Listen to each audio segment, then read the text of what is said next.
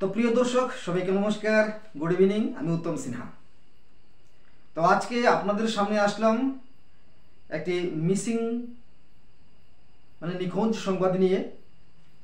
যদিও আমরা এই ব্যাপারে আগেই একাধিক নিউজ করেছিলাম, সংবাদ পরিবেশন করেছিলাম আমরা, এবং পরবর্তীকালে সেই সংবাদের জেরে ওনাকে উদ্ধার করা সম্ভব হয়েছিল।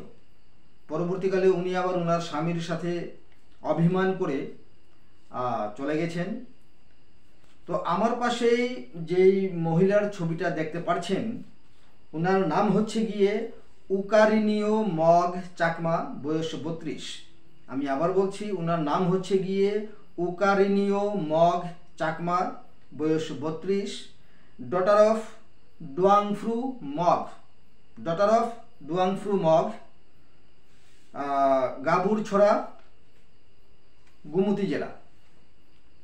তো ইনি প্রথম নিখোঁজ হন আপনার 29/10/2025, মানে অক্টোবরের 29 তারিখ। উনি স্বামীর সাথে অভিমান করে, রাগারাগি করে উনি নিখোঁজ হয়ে গিয়েছিলেন। পরবর্তীকালে ওনাকে উদ্ধার করা সম্ভব হয়।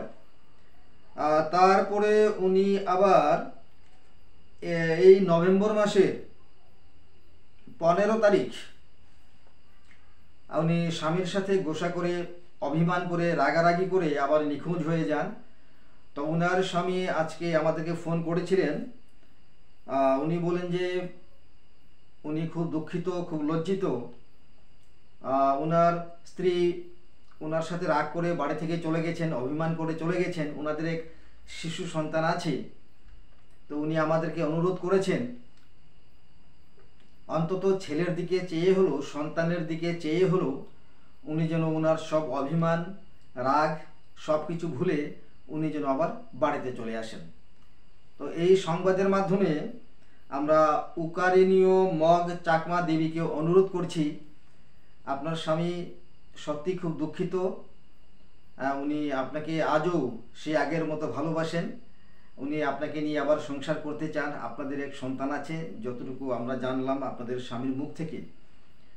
তো ওনার স্বামী বলছেন উনি হয়তোবা ত্রিপুরার বুকেই আছেন, কোনো ভাড়া বাড়িতে থাকতে পারেন।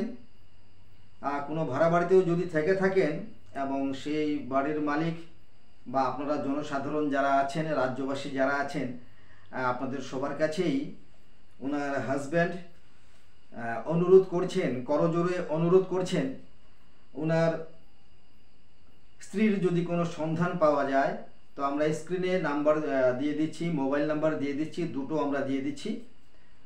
সেইগুলোতে আপনারা অনুগ্রহপূর্বক ফোন করে জানাবেন। ওনার স্বামী অবশ্যই ফোনটা রিসিভ করবেন এবং ওনাকে যাতে বাড়িতে নিয়ে যেতে পারেন, তাদের সংসার যেন আবার সুখের হয়। তো এটাই ছিল আজকে নিখোঁজ সংবাদ, যেটা আমার পাশে এই যে ভদ্রমহিলার ছবি আপনারা দেখতে পাচ্ছেন।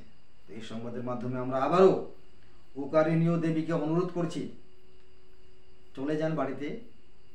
আপনার ছোট এক সন্তান আছে, স্বামী আপনাকে আজও সে আগের মতো ভালোবাসেন। প্লিজ আপনারা চলে যান। নমস্কার।